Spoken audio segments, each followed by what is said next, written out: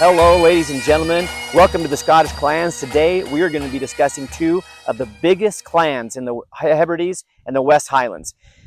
I'm Clint, and I help people with Scottish ancestry connect with their heritage by sharing with them the colorful, the wild, the exciting, but the true history of the Scottish clans without any of those romantic distortions of the past. Okay, well, maybe with a few of them. But if that sounds like something you're into, then you're in the right place. Now today, one of those clans we'll be talking about are the MacLeods. And the MacLeods were broken into two major divisions, and they had smaller subdivisions from there. These are, in English, the MacLeods of Lewis and the MacLeods of Harris and Dunvegan. Now that's what they were known by in English. In Gaelic, people refer to them using different Gaelic terms that don't sound anything like those that I just gave you in English. Now, if you already know, because you're pretty sharp on the MacLeods, if you already know what those words were, those terms were in Gaelic, put your favorite cold cereal in the comments below. If you have no idea what those two branches of Clan MacLeod were referred to in Gaelic and how that goes, then I want you to subscribe, like, share this with somebody that you think would be interested in this, and then put whether you like hot cereal or not below, and if you do, is it you prefer cream of wheat or oatmeal? Now, the other clan we're going to be talking about today is one of the biggest branches of Clan Donald. After the forfeiture of the Lordship of the Isles in 1493, Clan Donald broke into it was already had a lot of different sub-branches or cadet branches, and they kind of became their own separate entities without that figurehead in the Lord of the Isles to keep everything together. Now, they did cooperate, they did acknowledge kinship with each other, but they kind of were not all following one head. So we're going to be talking about one of those, and we're going to learn how that clan, that branch of Clan Donald, was referred to in Gaelic. And I was way off on my pronunciation. So if that's something that's interesting to you, then you're going to need a clandana, because this is the way that you can think of 100 different ways to show your loyalty to the whole world of which clan you connect with. Now, you can take this bandana that's got your clan's tartan on it, you can hang it as a banner, you can fly it proudly at work in your little cubicle or from your vehicle, your work vehicle, if your boss will let you, or maybe he won't let you, but you're going to go a little rogue, you know, kind of like Scots did. Oh, and we get a free visit. She did not even charge us for this, from Goldie, our last remaining egg-laying chicken after our neighbor's dachshund came over here and cleaned the other two out.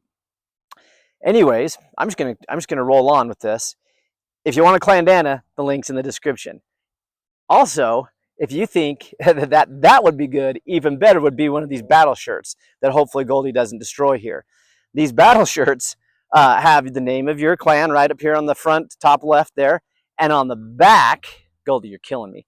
On the back, they have your clan's war cry. So when you're at work and your coworkers hear over all the noises at work, Craig Ellicky, they know crap's about to get real.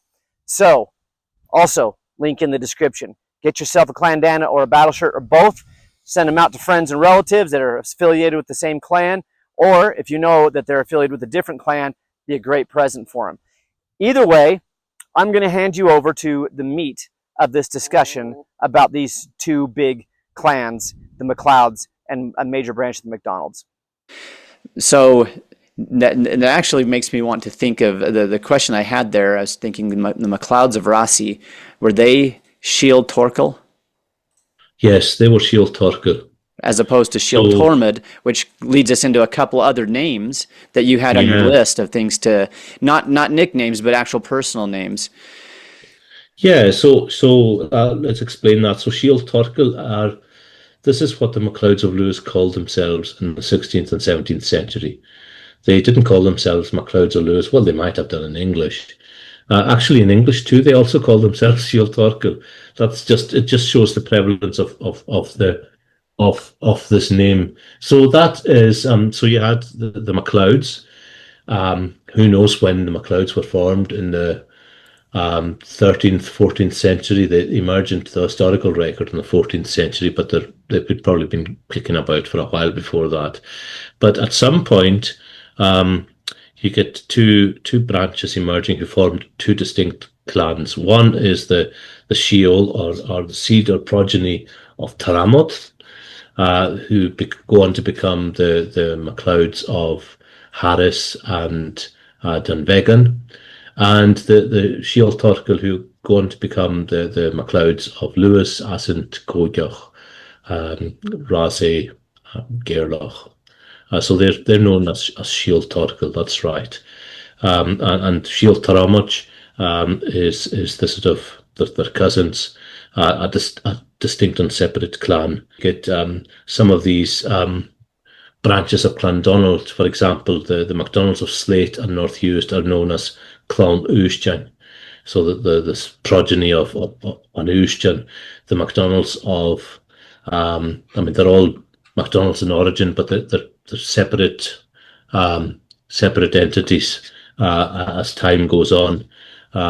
So that the MacDonalds of Clanranald, that's South Uist, and Moidart are known as Clanranald, or Clanranald in English, but they're another branch of the MacDonalds. That the MacDonalds of Will you pause? Will you pause on that name? The Clanranald, that and Grigor Lowry. I think I got close to his name. The musician, the singer. Yeah. And he sings that song on Outlander, and he mentions Clanranald. He's singing about the prince and coming to the Duach, and we'll maybe talk about the Duach in a little bit, but he mentions Clanranald in there, and he pronounced it kind of like you did right there, which is not even close to what an English speaker thinks of when he sees Ranald. So can we pause on that one? Can you coach us through that? Well, it's probably a name of, I'm guessing, I really don't know, but it might be a name of Norse origin, but it's Rall. That's how it's pronounced. Rall. Raghnall. Rall. And then it gets known as Clanrall. Now that gets anglicized as Clanranald and all sorts of other variants, but that's what it comes from. So that's a branch of Clandonald, and they lived in, and their descendants still do, in South Uist and Moidart, and that's an area you'll still hear a lot of Gaelic, actually, even some on the mainland, actually, too. Just on a historical note, the Clanranald, they descend from Good John of Isla and his marriage to Anya McRory, or help us with Rory. Go back. Let's. Okay. Rory. Oh, Ruadi. Yes, Ruadi. Okay. So yeah, I'm just trying to. It's been a while since I looked at Clandonald family trees, but yeah, I think that there's a branch off in the 14th century.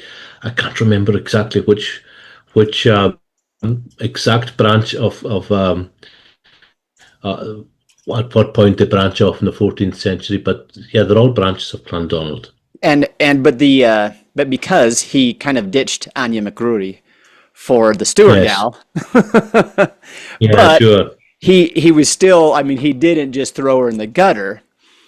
She so came this from is a vastly John of powerful. Isla, first Lord of the Isles. Yeah. Yeah, and He comes. didn't just throw her in the gutter, but the clan histories say he put her away. So I mean, I think reading between the lines, there was a lot of discord. There must have been a lot of discord, a lot of noses thrown out of joint.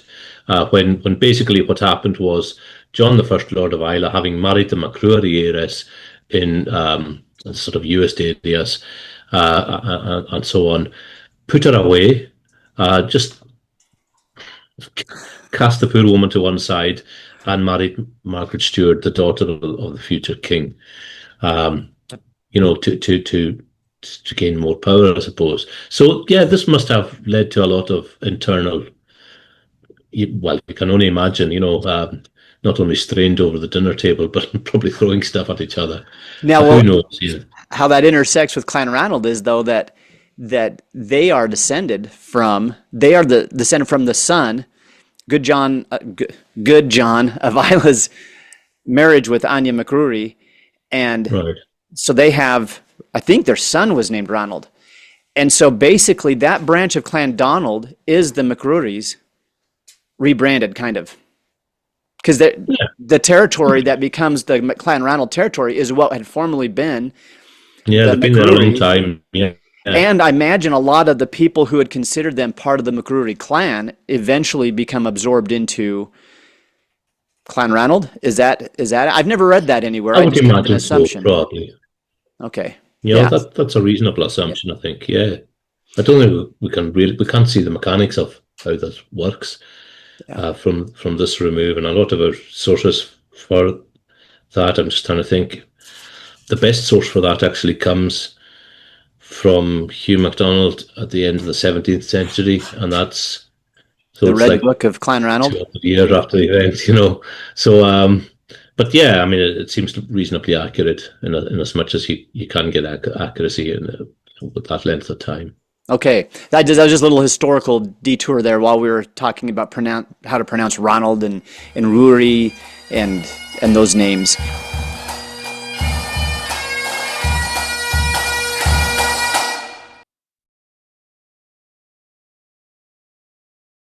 Nailed it. Nailed it. High five. High five. No, you're something else.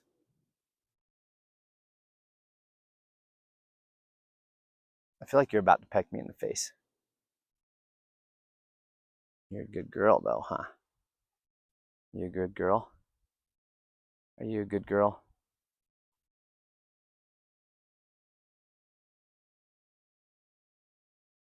You a good girl?